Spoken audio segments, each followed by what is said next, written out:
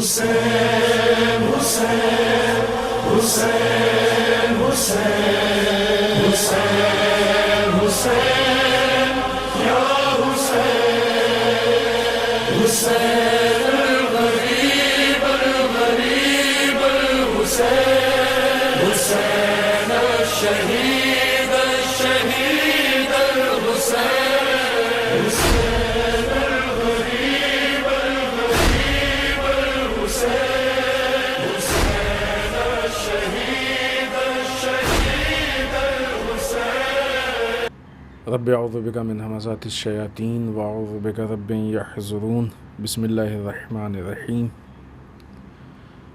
الحمد للہ الذی ہدانا لہذا وما كنا لنہتدی لولا ان ہدانا اللہ.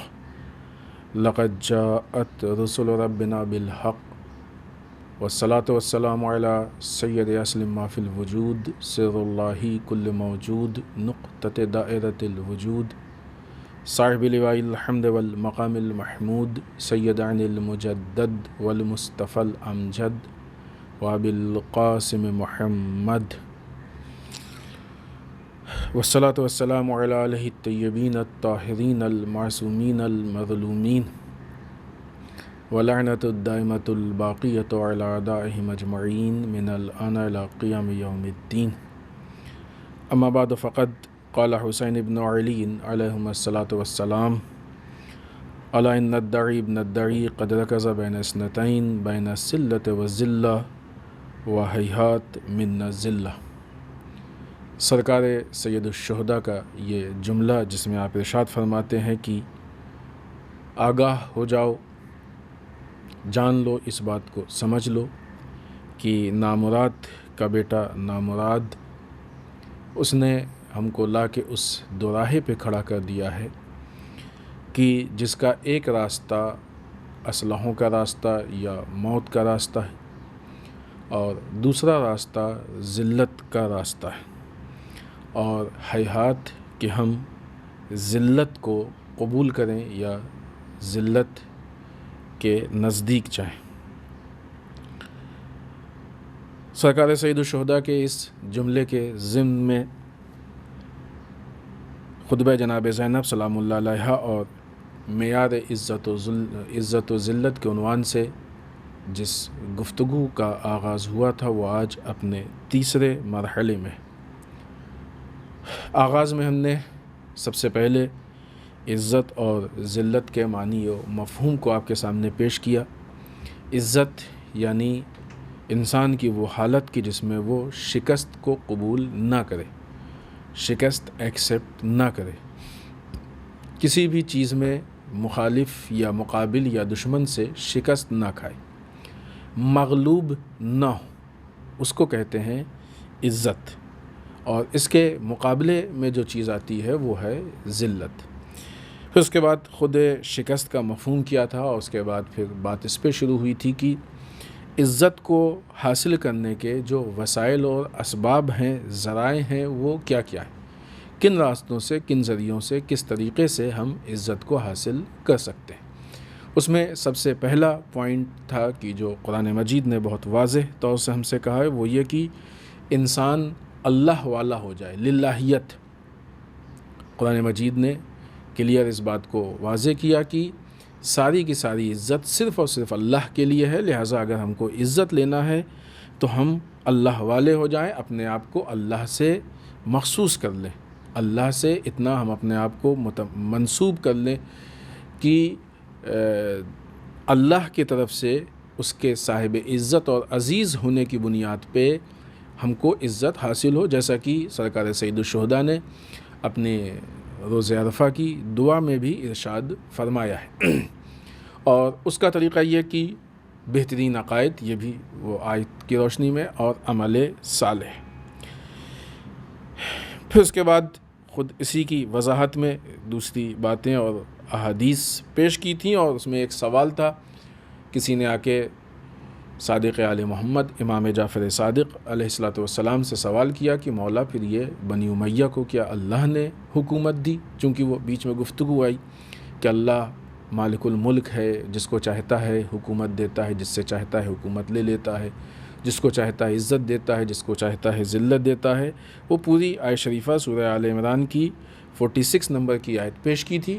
تو کسی نے آ کے امام سے سوال کیا کہ کیا یہ بنی امیہ کو اللہ نے حکومت دی؟ تو امام نے کہا نہیں، اللہ نے ہم کو حکومت دی تھی، بنی امیہ نے اسے غصب کر لیا۔ یعنی وہ افراد، وہ ذات، وہ لوگ کی جو صلاحیت نہیں رکھتے ہیں کسی چیز کی اور اس کو لے لیں تو وہ اس کے مالک نہیں ہوتے ہیں، وہ اس کے غاصب ہوتے ہیں۔ بالخصوص عہدہ، اگر وہ اس کے حقدار نہیں ہیں، صلاحیت نہیں پائی جاتی ہے اور لے لیں تو پھر وہ اس کے مالک نہیں ہیں بلکہ وہ اس کے غاصب ہیں۔ اور پھر اس جو بظاہر لوگوں کے درمیان ایک ایسی حالت پیدا ہوتی ہے جس کو عام طور سے عزت کہا جاتا ہے، یہ عزت در واقع ذلت ہے، عزت نہیں ہے۔ اصل یہ جو انسان کی حالت ہوتی ہے، یہ عزت کی جو حالت ہے، یہ کوئی بہت مشکل چیز نہیں ہے۔ اصل انسان کی بنیاد میں اللہ نے عزت رکھی۔ یہ انسان ہے کہ گناہ کر کے، سسٹم سے ہٹ کے، نظام کو توڑ کے اپنی اس عزت کو خراب کر لیتا ہے، توڑ لیتا ہے اپنی۔ وہ اصل عزت دینے کا اختیار صرف اللہ کی ذات کو ہے، اللہ کے علاوہ کوئی اور عزت اور ذلت نہیں دے سکتا ہے۔ لیکن لینا انسان کو پڑے گا۔ فلاں چیز کا مالک، مثلا انسان کو کھانا چاہیے کسی اس میں ہال میں کسی جگہ پہ ہے، تو ایک صاحب ان کے پاس سارا کھانا ہے، دینے کا اختیار ان کو ہے، وہی دے سکتے ہیں۔ لیکن انسان کے تک کھانا پہنچنے کے لیے ضروری ہے کہ انسان اس کو لے بھی تو، ایکسیپٹ بھی تو کرے، قبول بھی تو کرے۔ تو پہلے وہاں سے دینے والی بات ہو، پھر یہاں سے لینے والی بات ہو۔ اللہ سب کو عزت دینے کے لیے تیار ہے، دے رہا ہے، آمادہ ہے، لیکن سامنے والا اپنے آپ کو اس لائق بنائے کہ وہ عزت لینے کے لائق ہو، اپنے اندر وہ صلاحیت پیدا کرے۔ مثال کے طور پہ چائے بٹ رہی ہے، چائے بانٹنے والا چائے بانٹ رہا ہے اور ہم اس کے سامنے گئے، گرم گرم کھولتی ہوئی چائے ہے، اور کہا کہ لائیے ہمیں ہاتھ، منہ کھول دیا، لائیے منہ میں دے دیجیے۔ تو نہیں، ایسے تھوڑی دی جاتی ہے، کھول رہی ہے چائے، آپ جل جائیں گے، پرابلم ہو جائے گی۔ جائیے اس کے لیے آپ کوئی کپ، گلاس، کوئی برتن اس طرح کا لے کے آئیے، حد اقل پیالہ لے کے آئیے کہ جس میں حد اقل وہ ایک ایسا ظرف ہو، برتن ہو کہ چائے اس میں انڈیلی تو جا سکے، ورنہ ایسے کیسے ہم دے سکتے۔ تو وہ اپنے اندر صلاحیت پیدا کریں، وہ ظرف پیدا کریں کہ جس میں ہم وہ لے سکیں سامنے والے سے جو مل رہا ہے۔ اللہ جو عزت دینا چاہ رہا ہے، اور نہیں یہ کہ دینا چاہ رہا ہے، سورہ اسراء آیت نمبر 70، لقد، بسم اللہ الرحمن الرحیم، لقد کرمنا بنی آدم، ہم نے اولاد آدم کو، جناب آدم کی اولاد کو، انسانوں کو، یعنی سب کو عزت دی ہے۔ تو اللہ نے در واقع سب کو عزت دی ہے، سب کے حصے کی عزت۔ البتہ عزت ایسی چیز نہیں ہے کہ ایک کو مل جائے تو دوسرے کی کم ہو جاتی ہے۔ یہ کھانا اور چھائے نہیں ہے کہ 10 خوراک ہے تو 10 لوگ لے لیں گے تو ختم ہو جائے گا اور 11ویں کو نہیں ملے گا۔ عزت و ذلت کی مثال روشنی کی جیسی ہے، نور کی جیسی ہے۔ ایک کمرے میں ایک بلب جل رہا ہے، ایک آدمی ہوگا تو اس کو بھی اتنی ہی روشنی ملے گی، 10 آ جائیں گے تو ان کو بھی اتنی ہی روشنی ملے گی۔ عزت، اس میں کسی کو کسی سے جلنے کی ضرورت نہیں، یار فلاں کی تو بڑی عزت ہے، نہیں، آپ بھی اپنا کام صحیح کیجیے، آپ کو بھی ملے گی انشاءاللہ۔ آپ بھی صحیح راستے پہ چلیے، آپ کو بھی ملے گی، ان سے زیادہ ملے گی۔ ان کے مل جانے سے، ان کو عزت مل جانے سے ہماری عزت کم نہیں ہو جائے گی۔ ہوتا ہے بعض اوقات انسان کو ایسا لگتا ہے کہ اگر ہم کو عزت چاہیے تو ان کی عزت کم ہو، تب ہم کو عزت ملے گی۔ ان کی کم ہونے سے ہمارے ملنے پہ کوئی اثر نہیں پڑنے والا، یا ان کے زیادہ ہونے سے ان کی عزت ہماری عزت کے کم ہونے پہ کوئی اثر نہیں، ایسا لگتا ہے کہ نہیں، ان کی جب کم ہوگی تو ہماری زیادہ ہوگی۔ یہ در واقع نگیٹو تھنکنگ ہوتی ہے کہ جو مختلف چیزوں میں ہوتی ہے۔ ایکچولی اس کے لیے وہ بہت مشہور مثال ہے، بارہا سنی ہوگی آپ نے، کہ 2 لائن ہے، اپنے گھر میں آپ 2 لائن کھینچ کے دیکھیے۔ مثلا اگر پیپر پہ کھینچ رہے ہیں تو 6 انچ کی یا 3 انچ کی 2 لائن کھینچ کے دیکھیے، تو مثال دی جاتی ہے، بہت مشہور ہے۔ ایک آپ کی لائن ہے، ایک دوسرے کی لائن ہے۔ مثلا ایک ہو گئی لائن اے اور ایک ہو گئی لائن بی۔ لائن اے جو ہے وہ آپ کی ہے اور لائن بی دوسرے کی ہے۔ اب اگر ہم کو اپنی لائن بڑی کرنی ہے تو اس کا دو راستہ ہے۔ خود بڑی کرنے کا مطلب کیا ہے؟ یعنی اس کو ہم بڑھائیں، یہ 3 انچ کی ہے اس کو ہم 4 انچ کریں، 5 انچ کریں، 6 انچ کریں، تو خود بخود بڑی ہو جائے گی۔ انسان کیا کرتا ہے؟ اس کو شارٹ کٹ سمجھتا ہے، آسان سمجھتا ہے کہ بجائے اس کے کہ لائن اے کو بڑا کرے اپنی لائن کو، وہ لائن بی کو مٹانا شروع کر دیتا ہے کہ جب وہ چھوٹی ہو جائے گی تو ہماری خود بخود بڑی نظر آئے گی۔ در واقع عزت اور ذلت میں یہ ہمارے اختیار میں ہے ہی نہیں۔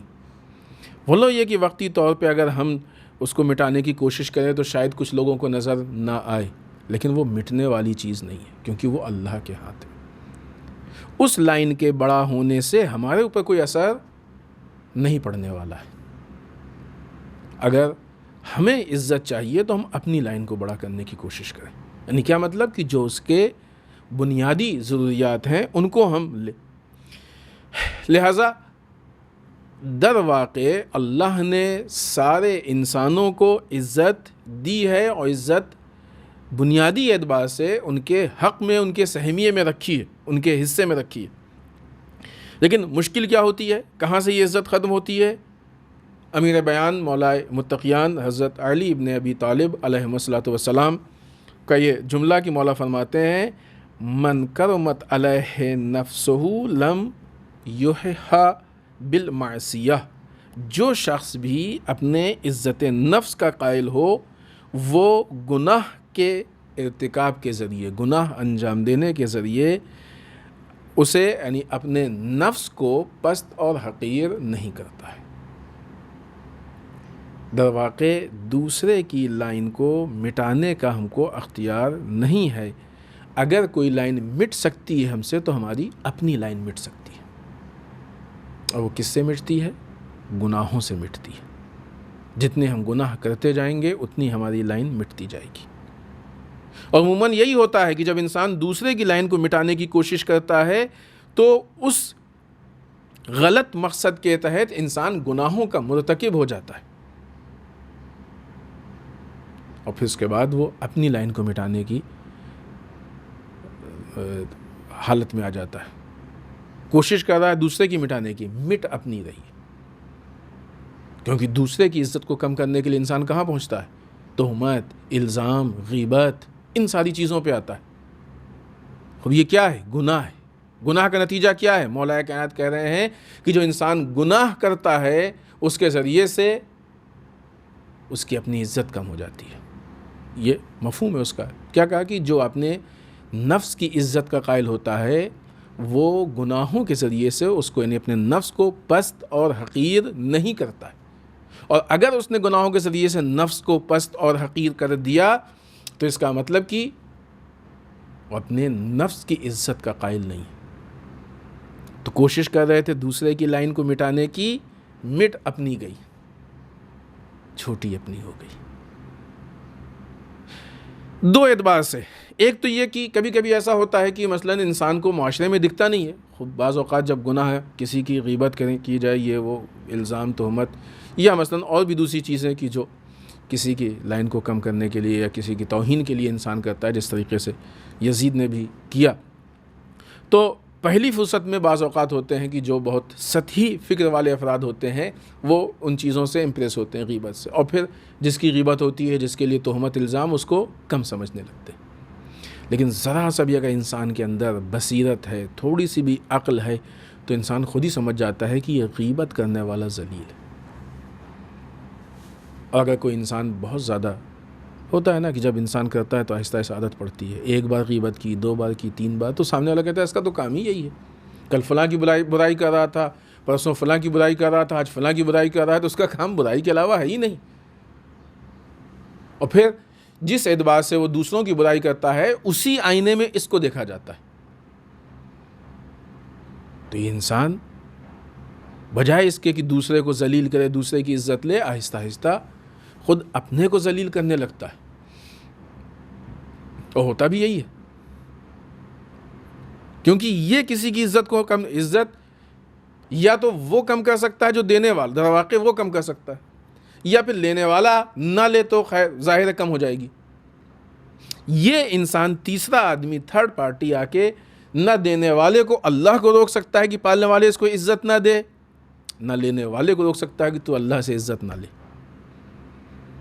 پھر بھی یہ کوشش کرتا ہے کہ یہ اس تک عزت نہ پہنچے۔ تو اس کوشش کا نتیجہ خود اس پہ ہوتا ہے کہ یہ جو اس کو اللہ اگر اس کو عزت دے رہا تو اس کو بھی دے رہا، تو اپنی ان غلط کوششوں کی وجہ سے جو خود کو اس کو عزت ملنے والی ہے در واقع اس کو کم کرتا ہے۔ یہ پھر وہ سفر ہوتا ہے کہ جہاں سے ذلت کا آغاز ہوتا ہے۔ اللہ کی نگاہ میں، اہل بیت اطہار علیہم السلام کی نگاہ میں یہ ذلت ہے۔ بہت سی چیزیں ہیں کہ جن کو روایات میں یا آیات میں، روایات میں اصل جو ہے وہ ذلت کا باعث بتایا گیا ہے، بہت سے ایسے صفات ہیں، کبھی ان پہ ہم یہاں پہ گفتگو نہیں کریں گے ورنہ ہم پھر اپنے موضوع سے زیادہ دور ہو جائیں گے، کہ وہ چیزیں ہیں کہ جو خود مولا کائنات حضرت علی بن ابی طالب علیہ السلام نے نہج البلاغہ میں بہت سارے ایسے صفات بیان کیے ہیں کہ جو انسان کے نفس کو ذلیل کرتے ہیں، اور وہ ظاہر سی بات ہے کہ اخلاقی برائیاں ہیں، گناہ ہیں کہ جو انسان کو ذلیل کرتے ہیں۔ خوب اصل جو ہماری گفتگو چل رہی تھی کہ اللہ نے صاحبان ایمان کو عزت دی ہے، اللہ نے اصل اولاد آدم کو عزت دی ہے، اور پھر اس کے بعد عزت ساری اللہ کے لیے ہے، رسول کے لیے، ابھی وہ آیت شریفہ بھی ہم آپ کی خدمت میں پیش کرتے ہیں، اور مومنین کے لیے۔ یہاں پہ ایک حدیث ہم آپ کی خدمت میں پیش کریں صادق آل محمد امام جعفر صادق علیہ السلام کی، کہ امام فرماتے ہیں کہ اللہ نے مومن کے سارے کاموں کو اپنی طرف رکھا ہے، اپنے سے مخصوص کیا ہے۔ ان اللہ فوض الی المؤمن امرہ کلہ، اللہ نے مومن کے سارے کاموں کو اپنے سے متعلق رکھا ہے، لیکن ہوتا کیا ہے وَلَمْ يُفَوِّزْ إِلَيْهِ أَن يَكُونَ ذَلِيلًا، لیکن اگر مومن اپنے کاموں کو اللہ کے حوالے نہ کرے تو وہ ذلیل ہو جاتا ہے۔ اگر مومن اپنے کاموں کو اللہ کے حوالے نہ کرے تو وہ ذلیل ہو جاتا ہے۔ یہ وہ بہت ایک بنیادی اصول اور قاعدہ ہے کہ جو ہم کو عزت اور ذلت کے راستے، اسی لیے وہ دیکھا ہوگا کہ عموماً علماء اس آیت شریفہ کو اکثر پڑھا کرتے ہیں جب کوئی ایسا کام ہوتا ہے، کوشش کرتے ہیں، پھر اس کے بعد بسم اللہ الرحمن الرحیم افوض امری الی اللہ ان اللہ بصیر بالعباد، ہم نے اپنے امر کو، اپنے کام کو تفویض کیا اللہ کی طرف، اللہ کے حوالے کیا۔ ان اللہ بصیر بالعباد، اللہ اپنے بندوں کو بہت زیادہ اور بہت گہرائی کے ساتھ دیکھنے والا ہے، وہ دیکھتا ہے، وہ جانتا ہے۔ عموماً جو عزت و ذلت کا فرق ہوتا ہے یہی ہوتا ہے کہ مثلاً ہم چاہتے ہیں کہ ایک کام ہو جائے، کوشش کی، نہیں ہوا، اب اگر ایسا لگ رہا ہے کہ نہیں ہوا تو انسان بعض اوقات پھر راستہ بدل کے دوسرا راستہ اپناتا ہے، یا بعض اوقات شارٹ کٹ، یعنی یہ وہ راستہ ہوتا ہے جو قانون کے خلاف ہوتا ہے، جو اصول کے خلاف ہوتا ہے۔ یہاں پہ مطلب یہ ہے کہ یہ انسان اپنے کام کو اللہ کے حوالے نہیں کر رہا ہے، ابھی اس نے ضد پکڑ لی ہے کہ ہم اپنے اس کام کو پورا کر کے رہیں گے۔ سرکار سید الشہداء امام حسین علیہ السلام، آپ نے یزید کی حکومت کے خلاف قیام کیا تھا۔ بنیاد کیا ہے قیام کی؟ یزید کی حکومت وہ ہے کہ جو معاشرے میں خرابی پھیلا رہی۔ ابھی اس قیام کا مطلب کیا ہے کہ یزید کو حکومت سے ہٹنا چاہیے۔ خوب یزید کو حکومت سے ہٹانے کے لیے سرکار سید الشہداء نے جو پروگرامنگ کی تھی، یہ پروگرامنگ وہ ہے کہ جو عین مرضی الہی کے مطابق ہے۔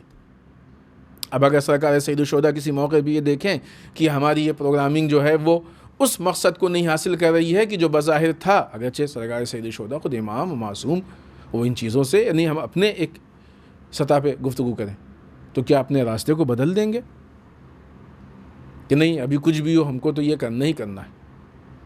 بس یہی وہ جگہ ہے کہ جہاں پہ انسان اپنے کام کو اللہ کے حوالے نہیں کرتا، ضد کر نہیں اب ہم کو تو یہ نہیں، جو قانون پروردگار ہے اس قانون پروردگار کے مطابق چلنا ہے، ولو یہ کہ جو نتیجہ ہم نے سوچا ہے وہ نہ ملے۔ افوض امری الی اللہ، اپنے کاموں کو اللہ کے حوالے کیا ہے، ابھی جو نتیجہ ملنے والا ہے وہی نتیجہ بہتر ہے، کیونکہ یہ نتیجہ دینے والا اللہ ہے، اور جس نتیجے کی ضد ہم کر رہے ہیں وہ نتیجہ لینے والے ہم ہیں. ہمارے اور اللہ کے نتیجے میں اگر فرق پیدا ہو جائے تو یہ بہت واضح سی چیز ہے کہ ہمارے جیسا جاہل، بے بصیرت، غافل وہ نتیجہ بہترین طے کرے گا یا وہ اللہ بہترین نتیجہ طے کرے گا کہ جو عالم ہے ہر چیز کا، وہ جو بصیر ہے سب کچھ جانتا ہے. یہ جو بعض اوقات ضد پیدا ہو جاتی ہے اللہ کے نتیجے کے مقابلے میں اپنے نتیجے کو حاصل کرنے کی، اسی کی طرف امام صادق علیہ السلام اشارہ کر رہے ہیں کہ خداوند متعال نے مومن کے سارے کاموں کو، مومن کون ہے کہ جو ایمان یعنی اللہ کے سسٹم کے مطابق چل رہا ہے، جب اللہ کے سسٹم کے مطابق عمل کرے گا تو اس کے سارے کام اللہ کے حوالے ہیں، نتیجہ اللہ دے گا. لیکن اگر کوئی اللہ کے حوالے اپنے کام نہ کرے اور خود اپنے ہاتھ میں لے، نہیں ہم کو تو یہ کرنا ہی کرنا ہے، ہم کو تو یہ حاصل کرنا ہی کرنا ہے، ہمیں تو ایسا کرنا ہی کرنا ہے، اگر نہ لے اور نہ اللہ کے حوالے کرے تو یہ در واقع انسان کی ذلت ہوتی ہے. میدان کربلا میں سرکار سید الشہداء اور یزید دونوں میدان جنگ میں تھے. البتہ یزید یعنی یزید کی فوج، یزید کے سپہ سالار، خود یزید نہیں لیکن ظاہر عرف عام میں ہمیشہ ہی کہا جاتا ہے. سرکار سید الشہداء اس ذات کا نام ہے کہ جنہوں نے اپنے آپ کو اللہ کے نظام کے حوالے کیا ہے، اللہ کے منشا و مرضی کے حوالے، افوض تفویض کیا اپنے کام کو. یزید نے پہلے ہی سے طے کیا ہے کہ ہم کو فلاں نتیجہ حاصل کرنا ہے، یا مثلا امام حسین علیہ السلام کے ہاتھ کہ ان کی بیعت یا ان کا سر. اگرچہ یہ اور بات ہے کہ دونوں غلط ہے، اگر اللہ کی مرضی کے خلاف مطابق چلتا تو نہ بیعت کا سوال کرتا اور نہ سر کاٹنے کی بات ہوتی، پھر آ کے خود بیعت کرتا امام حسین کی. لیکن اس نے پہلے سے نتیجہ طے کیا ہوا ہے. اس نتیجے تک پہنچنے کے لیے اب بیچ میں امام حسین کو کوفے نہیں جانے دیا، کوفے کے حالات خراب کیے، کوفے میں جھوٹ بلوایا، لوگوں کو فریب دلوایا، کوفے کے حاکم کو بدل دیا، وہاں کے قاضی القضات کو خرید لیا. اس طرح کے جو کام ہوتے ہیں یہ کیا ہوتا ہے کہ یعنی نتیجہ یہ کام ہم نے اللہ کے حوالے نہیں کیا، کہ جو کہ اول نہیں تھا اللہ کے حوالے. پھر آ کے یہاں پہ پانی بند کر دیا، مختلف طریقے سے سازش کی، حملہ کرنے کی کوشش کی، نماز کی اجازت نہیں دی گئی. تو یہ ساری چیزیں کیا ہے؟ یہ وہ ایک ضد کی حالت ہے کہ ہم کو یہ نتیجہ حاصل کرنا ہے. یہ ذلت ہے، در واقع یہ ذلت ہے کہ انسان کو کبھی ضد نہیں کرنی چاہیے اللہ کے مقابلے میں کہ نہیں ہم کو تو یہ حاصل لینا ہی لینا ہے. نہیں، کوشش ہماری ٹھیک ہے، ہمارے دل میں ایک چیز آئی، سب سے پہلے ہم اس کو دیکھیں کہ یہ صحیح ہے کہ نہیں صحیح ہے، جائز ہے کہ نہیں جائز ہے، مناسب ہے کہ نہیں مناسب ہے، اسلام اجازت دیتا ہے کہ نہیں دیتا ہے. اگر یہ سب صحیح ہے تو اس کے بعد پھر ہم کوشش کریں، کوشش کر کے اگر پہنچ گئے تو ٹھیک ہے، اگر نہیں پہنچے ہم اس موقع پہ ایک مثال دیں، اور مختلف دوسرے مواقع پہ ہم یہ مثال پیش کر چکے. امام راحل رہبر کبیر امام خمینی کا یہ واقعہ ہے، اور وہ پوری ڈیٹیل ہم نہیں عرض کریں گے. ایک بہت اہم فیصلہ تھا، بعد میں امام خمینی نے اپنے ایک خط میں اس واقعے سے متعلق لکھا تھا. ایک بہت اہم ایک شخصیت تھی، ان کو اپنا نائب معین کرنا تھا، نام نہیں لیں گے ہم ان کا، اور وہ امام کے نائب ہو گئے. بعد میں پھر ایسے حالات پیش ہوئے کہ ان کو معزول کیا گیا. اس وقت امام خمینی نے ان کو خط میں لکھا تھا کہ ہم از اول اس چیز سے راضی نہیں تھے کہ تم نائب بنو. لیکن ہوا کیا تھا کہ وہاں پہ کمیٹی تھی، افراد تھے، بزرگان تھے، سب کی رائے تھی. امام نے کہا لیکن چونکہ آغایون کے اکثریت کی رائے تھی، ان کے رائے کے احترام میں ہم چپ تھے. دیکھیں امام خمینی کو کتنے عظیم اخلاقی شخصیت. شاید ہو سکتا ہے بہت سے لوگوں کو لگے کہ عجیب بات ہے، کیونکہ اس بات کو بھی سمجھنے کے لیے وہ اخلاقی معیار چاہیے، وہ اخلاق کی معرفت چاہیے. امام خمینی وہ کہ جو اتنے عظیم انقلاب کو کامیاب کر چکے ہیں، دنیا کی استکباری اور استعماری طاقتوں کو شکست دے چکے تھے. اس وقت شہنشاہیت کے ہزاروں سال پرانے تختے کو پلٹ چکے تھے. آدمی کے اندر یہ ایک وہ ہو جاتا ہے نا، ایک تکبر بھی پیدا ہو جاتا ہے، ہم نے تو یہ کیا، ہم سے بہتر کون جانتا ہے. اور پھر یہی وہ جگہ ہوتی ہے کہ جہاں پہ انسان اپنی باتوں کو دوسروں پہ تھوپنے لگتا ہے. ہم سے بہتر کون جانتا ہے؟ ہم تو عراق سے جنگ کی حالت میں تھے. یہ ساری کامیابیاں حاصل کرنے کے بعد بھی امام خمینی کے نفس میں ذرا سی بھی تبدیلی نہیں پیدا ہوئی. لہٰذا ورنہ اور پھر خود عہدہ تھا ولایت فقیہ، اختیار تھا، ایک مرتبہ آرڈر کرتے بنوانے ولی فقیہ، تو کون نہیں مانتا آپ کے حکم کو؟ لیکن بزرگان کی رائے کا احترام کیا اور اس احترام میں چپ رہے اور وہ نائب بن گئے. یعنی کیا مطلب کہ اختیار میں ہونے کے باوجود بھی امام خمینی نے اپنے جو بھی ان کے ذہن میں نتیجہ تھا، جو بھی ان کے ذہن مقصد، اس کے لیے نعوذ باللہ ضد نہیں کی، بلکہ ایک جو طریقہ ہے، اور اس طریقے میں ایک پوائنٹ یہ تھا کہ بزرگان کی جو علماء ہیں، بزرگ ہیں، حیات اعظام ہیں، ان کی رسپیکٹ، ان کا احترام ضروری ہے. اکثریت کہہ رہی ہے کہ بن جائے، تو اب اکثریت کے سامنے پھر اب اپنی رائے کو انہوں نے نہیں ضد کے عنوان سے کھڑا کیا. ٹھیک ہے آقا یوں کہتے ہیں بسم اللہ، قبول کیا. تو یہ جو حالت ہوتی ہے کہ کام کو اللہ کے حوالے، خوب ٹھیک ہے، بعد میں اللہ نے اس کو سنبھالا اور ساری چیزیں کھل کے سامنے آ گئیں، اور ہو سکتا ہے شاید کسی کے ذہن میں یہ بھی بات آئے کہ بالآخر نقصان تو ہوا نہیں. اس کو اس نگاہ سے دیکھیں کہ شاید فائدہ، جب کام اللہ کے مرضی کے مطابق ہوتا ہے تو اس میں نقصان نہیں ہوتا ہے، فائدہ ہوتا ہے. عین ممکن ہے کہ یہ بہت بڑا فائدہ ہو، کیونکہ اگر اس ذات کے ذریعے سے نقصان تھا تو یہ نقصان جتنی جلدی کھل جائے اتنا بہتر. اگر یہ عہدہ اور یہ ساری چیزیں نہ ہوتی تو شاید یہ نقصان بعد میں کھلتا، شاید ایسے موقع پہ کھلتا کہ جب بہت بڑا ملک کا یا انقلاب کا نقصان ہو چکا ہوتا کہ جس کی بھرپائی ممکن نہ ہوتی. شاید ایسے موقع پہ یہ نقصان کھلتا کہ جب ایسے حالات پیش آتے کہ اس کا مقابلہ کرنا اور اس کو روکنا ممکن نہ ہوتا. تو یہ اللہ کی طرف سے وہ نتیجہ تھا. جو وقت کے اندر امام خمینی موجود تھے، اس وقت امام خمینی کی ذات اور آپ کی شخصیت نے اس کو بہت آسانی سے سنبھال لیا. بہت سارے دلائل اور ساری چیزیں پیش کی گئیں، اور جو نقصان ہوا وہ بہت چھوٹا تھا، اور جو احتمال تھا نقصان کا وہ بہت بڑا تھا. وقتی طور پہ اس وقت، اور پھر نتیجہ، یہ نتیجہ تھوڑا سا دیر میں سامنے آتا ہے لیکن وہ نتیجہ ہیلدی ہوتا ہے. لہٰذا اگر ہم یہ ضد کر نہیں، ہم نے سوچا ہے تو یہ تو ہونا ہی ہونا ہے، ہم ایسا چاہتے ہیں تو ہونا ہی ہونا ہے، ہمیں یہ چاہیے تو ہونا ہی ہونا ہے.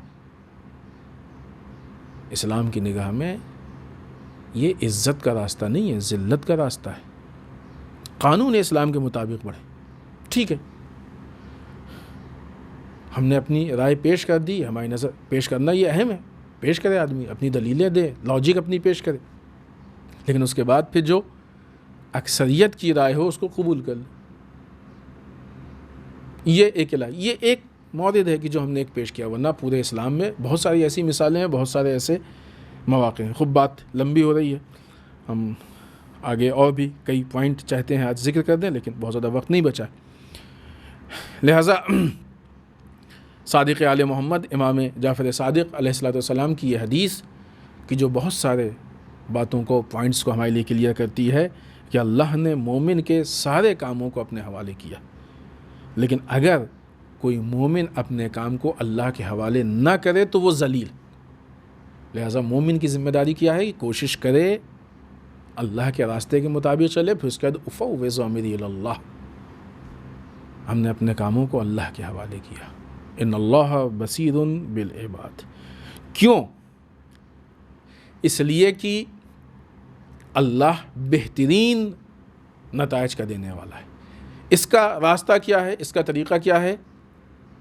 اس کا طریقہ پھر اللہ کی اطاعت، رسول اللہ صلی اللہ علیہ وآلہ وسلم کی اطاعت، اور ائمہ اطہار علیہم السلام کی اطاعت. جب ہم کو اسلام کے نظام اور سسٹم پہ عمل کرنا ہے، اسلام کے قانون پہ عمل کرنا ہے، تو اسلام کے نظام پہ عمل کرنے کے لیے بہترین راستہ معصومین علیہم السلام کی اطاعت کا ہے. پھر آئیے قرآن مجید سورہ منافقون آیت نمبر 8، ارشاد رب العزت ہو رہا ہے، بسم اللہ الرحمن الرحیم، وَلِلَّهِ الْعِزَّةُ، عزت اللہ کی ملکیت ہے، اللہ کی ہے، اللہ کے لیے ہے، اللہ کے ہی پاس ہے۔ وَلِرَسُولِهِ وَلِلْمُؤْمِنِينَ، اور رسول اور مومنین کے لیے، اللہ کے لیے ہے، رسول کے لیے ہے، مومنین کے لیے۔ البتہ دو فرق ہے، اصل جو ملکیت ہے، جو مالک ہے اس کا، وہ اللہ ہے، پھر اللہ نے اس کو بنایا ہے رسول کے لیے اور مومنین کے لیے، تو یہ اللہ کے لیے ہے، اور پھر اس کے بعد رسول اور مومنین کے لیے۔ اب یہاں پہ آئیے، جب یہ عزت اللہ کے لیے ہے، رسول کے لیے ہے، مومنین کے لیے، تو اب جو رسول یا ائمہ معصومین علیہ، البتہ یہاں پہ مومنین کے جو اصل مصداق ہیں وہ ائمہ اطہار علیہم الصلوۃ والسلام، اور پھر ہم لوگوں میں سے صاحبان ایمان میں سے وہ جو ائمہ اطہار علیہم الصلوۃ والسلام کا اتباع کریں، ان کی پیروی کریں، تو ان کو بھی وہ عزت اللہ کی طرف سے حاصل ہوگی۔ لہٰذا ہماری یہ ذمہ داری ہے کہ ہم ان کی اطاعت کریں، ہم رسول کی اطاعت کریں، اس اطاعت کے ذریعے سے عزت حاصل ہوگی۔ لہٰذا سرکار سید الشہداء نے کیا اعلان کیا کہ الا ان الدعی ابن الدعی قد رکز بین اثنتین بین سلۃ و ذلہ ہیہات من الذلہ، بنیادی ترین جو اطاعت ہے وہ کیا؟ ہیہات من الذلہ۔ عزت اور ذلت کے مفہوم کو پہچاننے کے بعد سرور کائنات رسول اللہ صلی اللہ علیہ وآلہ وسلم کی اطاعت، ائمہ اطہار علیہم الصلوۃ والسلام کی اطاعت، وہ راستہ ہے کہ جو ہم کو ذلت سے بچاتا ہے، عزت کی طرف لے کے جاتا ہے۔ لہٰذا سرکار سید الشہداء نے بہت واضح اعلان کیا کہ ہمارا راستہ وہ ہے کہ جو ہیہات من الذلہ۔ اب اگر کوئی ائمہ معصومین کی اطاعت کرتا ہے تو وہ ذلت سے محفوظ رہے گا، اور یہ بنیادی وہ ہے کہ اب ہم اپنے آپ کو ذلت کے راستے سے بچائیں۔ جب ہم کو معلوم ہو گیا ذلت کا راستہ یہ ہے، اور ہم اپنے آپ کو عزت کے راستے سے، کیونکہ دو ہی راستہ ہے، بیچ کا گرے ایریا نہیں ہے، یا عزت کا راستہ ہے یا ذلت کا راستہ ہے۔ اگر انسان عزت کے راستے پہ نہیں ہے تو اس کا مطلب کہ وہ ذلت کے راستے پہ، وہ بات ہو چکی ہے، اور مفہوم ذہن میں ہونا چاہیے کہ معاشرے میں لوگ عزت کرتے ہیں، لوگ نہیں، معاشرے والے تو کبھی مطلب کی بنیاد پہ عزت کرتے ہیں، کبھی بے بصیرتی کی بنیاد پہ عزت کرتے ہیں، کبھی غفلت کی بنیاد پہ عزت کرتے ہیں، کبھی نہ جاننے کی بنیاد پہ واہ واہی کرتے ہیں۔ معاشرے والے عزت و ذلت کا معیار نہیں ہو سکتے، وہ گفتگو ہوئی ہے، پہلی دن یہ چیز واضح ہوئی ہے کہ دنیا والے عزت و ذلت کا معیار بن ہی نہیں سکتے، عملاً ممکن ہے، مشکل ہے، ہو نہیں سکتا ہے کہ ہم دنیا والوں کے عزت و ذلت کا معیار بنائیں۔ لہٰذا ائمہ اطہار علیہم الصلوۃ والسلام عزت اور ذلت کا معیار ہے، ان کے ذریعے سے، ان کے راستے پہ چل کے ہم کو عزت و ذلت حاصل ہوگی۔ اب اگر اس راستے پہ ہیں تو عزت، اس سے ہٹ گئے تو ذلت۔ کیا سیرت ہے ائمہ اطہار کی یا معصومین کی؟ امام نے کہا کہ ہم کو اس دوراہے پہ لا کے کھڑا کر دیا ہے کہ جس کا ایک راستہ موت کا ہے اور دوسرا ذلت کا ہے۔ ائمہ اطہار کی نگاہ میں، سرکار سید الشہداء کی نگاہ میں، کربلا کے راستے میں ذلت سے بچنا اتنا اہم ہے کہ انسان کی اگر جان بھی جاتی ہو تو انسان، دو راستے ہیں، ایک وہ راستہ ہے کہ جہاں پہ ذلت ہے، ایک وہ راستہ ہے کہ جہاں پہ موت ہے۔ ایسی صورت میں بھی موت کے راستے کو اختیار کر لے مگر ذلت کے راستے کو اختیار نہ کرے، یہ کربلا کا پیغام، اور یہ بہت کلیئر پیغام ہے جو سرکار سید الشہداء کے ایک جملے سے بہت آسانی سے واضح ہو رہا ہے۔ ان الدعی ابن الدعی قد رکز بین اثنتین بین السلۃ والذلہ ہیہات من الذلہ۔ اس نے ہم کو اس دوراہے پہ لا کے کھڑا کر دیا جس کا ایک راستہ اصلاحوں کا، یعنی موت کا راستہ ہے، اور وہ بھی کیسی موت؟ آسان موت نہیں، بھوک کے ساتھ، پیاس کے ساتھ، لاشوں کو اٹھانے کے ساتھ، اپنے جوانوں کو شہید ہوتے ہوئے دیکھنے کے ساتھ موت، عزیز و اقارب کی شہادت دیکھنے کے ساتھ موت، انصار اور قربا کی شہادت کو دیکھنے کے ساتھ موت، چھوٹے چھوٹے بچے اور جو گود کے پالے ہیں ان کی شہادت کو دیکھنے کے ساتھ موت، ان ساری چیزوں کے ساتھ جو موت ہے یہ موت ہے، اور دوسرا راستہ ذلت کا۔ ایسی صورت میں اس ذلت کے راستے پہ نہیں جا سکتے، ہے ہاتھ میں، اب ممکن ہی نہیں کہ ذلت کے راستے پہ، اس کے مقابلے میں جو بھی راستہ ہوگا اس راستے کو اختیار کر لیں گے۔ اور یہ ایک ایسی چیز ہوتی ہے کہ جہاں پہ آپشن ہوتا ہے انسان کے پاس، نہیں ہو تو حد اقل موت کا آپشن ہوتا ہے۔ سرکار سید الشہداء ہی بتانا چاہتے ہیں کہ اگر کوئی آپشن نہ ہو تو موت کا آپشن ہوگا، اس موت کے راستے کو اختیار کر لو، مگر ذلت کے راستے کو اختیار نہ کرنا۔ یہی جو احساس ہوتا ہے انسان کے اندر کہ ہم موت کے راستے کو اختیار کر لیں گے مگر ذلت کے راستے کو اختیار نہیں کر لیں گے، یہ خود ایک قسم کی شجاعت ہے۔ اور یہ وہ شجاعت ہے کہ جہاں بچہ جا کے یزیدی فوج کے سامنے شجاعانہ طریقے سے لڑ رہا ہے، یہ شہیدان کربلا میں شجاعت کی تصویر ہے، اسیران کربلا میں یہ تصویر ہے کہ باوجود اس کے کہ اسیری ہے، باوجود اس کے کہ دربار میں لے جائی جا رہی ہیں، باوجود اس کے کہ بازار میں ہے، باوجود اس کے کہ چادر چھن چکی ہے، سب کچھ ہے اور ہر آن موت کا خطرہ ہے، لیکن پھر بھی کیا شجاعانہ انداز میں ثانیہ زہرا نے خطبہ پیش کیا، اس لیے کہ ہمارا جو راستہ ہے وہ عزت کا راستہ ہے، اس عزت کے راستے میں موت بھی آ جائے تو کوئی مشکل، ہم ذلت کو نہیں قبول کر سکتے۔ یزید نے اس موقع پہ جب اتنے سارے ذلت کے اہتمام کیے تھے اور کوشش کی تھی، ناکام کوشش کی تھی، اس صورت میں سرکار سید الشہداء کے پیغام کو پہنچانا یہ امام سجاد اور ثانیہ زہرا علیہم الصلوۃ والسلام کی ذمہ داری تھی۔ نہ پہنچاتے تو شاید وہ کسی عنوان سے ذلت کو قبول کرنے کے نزدیک ہو جاتا، نہیں قبول کرنا چاہتے تھے، پہنچا دیا اس پیغام کو، اور کتنا للکار کے پہنچایا، کتنا للکار کے پہنچایا، کتنے شجاعانہ انداز میں پہنچایا۔ کیا ہوگا؟ بہت سے بہت یہی تو ہوگا نا کہ قتل کر دیے جائیں گے۔ شہادت میراث ہے ہماری، موت سے ڈرنا یہ انسان کا، ایک مومن کا، ایک کربلائی کا شعار نہیں ہے۔ ذلت سے ڈرنا، ابھی کربلا کا جو معیار ہے وہ معیار یہ ہے کہ ہم ذلت سے ڈریں گے، موت سے نہیں ڈریں گے۔ اب اگر کوئی ایسا دکھ جائے کہ جو موت سے ڈر جائے اور ذلت سے نہ ڈرے تو وہ کربلا کے راستے پہ نہیں۔ ہم کو موت سے نہیں ڈرنا ہے، ذلت سے ڈرنا ہے۔ ذلت کو نہیں قبول کر سکتے، اس نظام اور سسٹم کے خلاف نہیں جا سکتے۔ خوب اس کے علاوہ قرآن مجید کی نگاہ میں اور بھی دوسری چیزیں ہیں جو اسباب ہیں، علل ہیں کہ جو انسان کو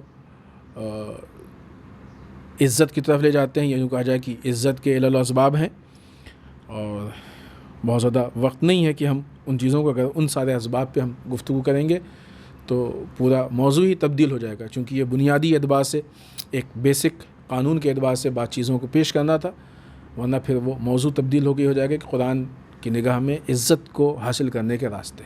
لہٰذا ان پوائنٹس کو صرف ہم ذکر کر کے اور گفتگو کو آگے بڑھائیں گے۔ آج پوائنٹس ذکر کر دیں، ابھی بہت زیادہ وقت بھی نہیں بچا ہے، اور گفتگو کو آگے بڑھائیں، اور کل انشاءاللہ پھر اس کے آگے اپنے آہستہ آہستہ اصل گفتگو کی طرف آگے بڑھیں گے۔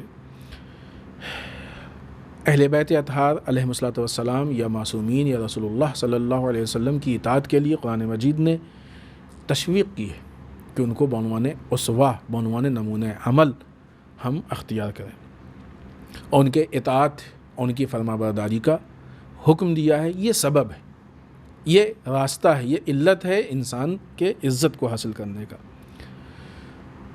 قرآن مجید کی جو کہ الہی نظام اور الہی سسٹم ہے، اس سے تمسک کا حکم دیا ہے۔ یہ سبب ہے، یہ ریزن ہے، یہ وجہ بنتا ہے انسان کے لیے کہ وہ عزت کو حاصل کرے، اور قرآن مجید ہی اس نظام کا نام ہے کہ جو انسان کے اندر الہی عزت کو بناتا ہے۔ عزت ساز ہے وہ نظام، الہی عزت انسان کے اندر عزت اور عزت حاصل کرنے اور ذلت سے بچنے کے لیے بہت اہم یہ ہے کہ بصیرت ہونی چاہیے۔ بعض اوقات بہت سے ایسے ہوتے ہیں کہ جو عزت تو حاصل کرنا چاہتے ہیں لیکن بے بصیرتی کی وجہ سے نہیں حاصل کر پاتے۔ الہی سسٹم پہ، الہی نظام پہ چلنے کے لیے بصیرت ضروری ہے۔ بے بصیرت انسان الہی نظام پہ چلنے میں کہیں دھوکے میں آ سکتا ہے، کیونکہ دشمن مختلف طریقے سے دھوکہ دیتا ہے۔ قرآن مجید نے اس کی بات کی، اور اسی کے برعکس غفلت نہیں ہونا چاہیے۔ اگر انسان وہ بہت واضح ہے نا، بہت سی آیتیں ہیں جو غفلت سے متعلق ہیں، غفلت سے متعلق منع کیا گیا ہے، غافل کون لوگ ہیں بتایا گیا ہے۔ بسم اللہ الرحمن الرحیم وَلَا تَكُن مِّنَ الْغَافِلِينَ، خبردار غافلوں میں سے مت ہو جانا، کیونکہ غافل انسان عزت سے بھی غافل ہو جاتا ہے، عزت سے دور ہو سکتا ہے۔ لہٰذا ایسے بہت سارے پوائنٹس ہیں، بہت سارے علل و اسباب ہیں، وجوہات ہیں کہ جو انسان کو عزت سے نزدیک کرتے ہیں، اور قرآن نے بتایا ہے۔ یہ ساری چیزیں جمع ہوتی ہیں آ کے اہل بیت اطہار علیہ السلام کی سیرت میں، یا خود رسول اللہ صلی اللہ علیہ وسلم کی سیرت میں، اور قرآن مجید ہم کو حکم دیتا ہے کہ ہم رسول کی اطاعت کریں اور اس کے بعد ائمہ اطہار علیہ السلام کی اطاعت کریں۔ یہ اطاعت ہم کو عزت کے راستے پہ پہنچائے گی اور ذلت سے محفوظ رکھے گی۔ آج کی گفتگو کو ہم اسی جگہ پہ ختم کرتے ہیں، انشاءاللہ کل اسی جگہ سے بات کو اور آگے بڑھائیں گے۔ اہل بیت اس نظام کو اپنانے کے لیے ہر طرح کی قربانی کو دینے کو تیار تھے، اور نہ یہ کہ اہل بیت کے گھر میں جو پروردہ، جو پالے ہوئے بچے بھی تھے، ان کے اندر بھی یہ شعور تھا۔ لہٰذا یہ کہا جاتا ہے کہ کسی بھی چھوٹے سے چھوٹے بچے نے ایسا کوئی شکوہ نہیں کیا کہ اب یزید کی بات کو قبول کر لیا جائے، نعوذ باللہ، کیونکہ اہل بیت کے لیے یہ کہنا بھی اچھا نہیں۔ یہ آسان نہیں ہے کہ بھوک و پیاس کو مردوں نے اور عورتوں نے برداشت کیا، سخت ہے، لیکن مردوں و عورتوں کے ساتھ چھوٹے چھوٹے بچے بھی اگر بھوک و پیاس کو برداشت کریں تو یہ بہت سخت ہے۔ اور پھر ان بچوں کی بھوک و پیاس کے بعد جو اس کا اثر ان کے ماں باپ پہ ہوتا ہے، اپنی بھوک کو برداشت کر لینا آسان ہے، لیکن اپنے بچوں کو بھوک و پیاس سے تڑپتا دیکھنا بہت سخت ہے۔ کربلا میں یہ منظر چھوٹا منظر نہیں تھا، اور خاص کر کے شہدائے کربلا کے سامنے بھی یہ منظر تھا۔ اور جب یہ لوٹا ہوا قافلہ کوفے کے دروازے پہ پہنچا، تو روایت میں ہے کہ جب یہ قافلہ کوفے کے دروازے پہ پہنچا تو شام ہو گئی تھی۔ عبید اللہ ابن زیاد نے حکم دیا کہ ابھی قافلے کو کوفے کے دروازے پہ روک دیا جائے، کل صبح جب شہر کی آئینہ بندی ہو جائے گی، پورا شہر سجا دیا جائے گا، تماشائیوں کا مجمع جمع ہو جائے گا، دربار میں تماشائی جمع ہو جائیں گے، اس وقت اس قافلے کو شہر کے اندر لایا جائے گا تاکہ ہم منادی کے ذریعے یہ اعلان کروا سکیں کہ نعوذ باللہ ان لوگوں نے استغفر اللہ خروج کیا تھا، مردوں کو قتل کیا گیا، عورتوں کو اسیر کیا گیا، یہ اسیروں کا قافلہ ہے۔ سوچیں ثانیہ زہرا کے لیے یہ معاملہ کتنا سخت ہوگا کہ ثانیہ زہرا اسی کوفے میں مولا کائنات کی حکومت کے زمانے میں خلیفہ وقت کی بیٹی کی حیثیت سے تھیں۔ خب اس کا مطلب قطعاً یہ نہیں ہے کہ وہ شہنشاہیت والا روب و دبدبا نہیں، اس کا مطلب یہ ہے کہ ثانیہ زہرا یہاں پہ عورتوں کو قرآن پڑھاتی تھیں، عورتیں اور لوگ ان کے احترام کے قائل تھے، ان کے پردے اور حجاب کے قائل تھے۔ آج وہی ثانیہ زہرا اس کوفے میں بغیر چادر کے تماشائیوں کے مجمع کے بیچ سے، جبکہ شہر کوفہ سج چکا ہوگا، اس وقت اس حالت میں گزاری جائیں گی، اور منادی آواز دے گا تماشائیوں اور تماشا دیکھو۔ کتنا سخت منظر ہوگا ثانیہ زہرا کے لیے۔ ثانیہ زہرا لیکن وہ پورا قافلہ کوفے کے دروازے پر روک دیا گیا۔ روایت میں ہے کہ جب یہ قافلہ کوفے کے دروازے پر روکا گیا تو ایک طرف اہل حرم تھے، دوسری طرف یزید کے فوجی تھے۔ رات کا وقت تھا، شہر سے یزید کے فوجیوں کے لیے کھانے اور پینے کے سامان لائے گئے، وہاں پہ کھانا تقسیم ہو رہا تھا اور اتنے ہی فاصلے پہ تھے کہ وہ خوشبو یہاں تک پہنچ رہی تھی۔ یہ چھوٹے چھوٹے بچے کہ جو بھوکے اور پیاسے تھے، اس خوشبو اور کھانے کے سامان کو تقسیم ہوتے ہوئے دیکھتے ہوئے ان کے اندر بھوک اور بھڑک گئی اور یہ بھوک و پیاس کا احساس کرنے لگے، لیکن ہائے نہ ان کو کھانے کا سامان دیا گیا، نہ پینے کا سامان دیا گیا۔ ان بچوں پہ جو گزری ہوگی وہ گزری ہوگی، لیکن ان ماؤں کے دلوں سے کوئی پوچھے کہ جن کے سامنے یہ چھوٹے چھوٹے بچے بھوک و پیاس سے تڑپ رہے ہیں، سامنے سامان موجود ہے لیکن کوئی دینے والا نہیں ہے، اس عالم میں کس طریقے سے برداشت کیا ہوگا۔ لیکن ہائے کسی نے ذرا سا اف تک نہیں کیا۔ اللہ کی راہ میں یہ قربانی بھی دے دی، عشق اللہ میں یہ قربانی بھی دے دی، اور دینے کے بعد صبر کر کے رات میں سو گئے اور صبح کو تماشائیوں کے درمیان سے گزارا گیا۔ انا للہ و انا الیہ راجعون، بذم قضاہ و تسلیما لامرہ۔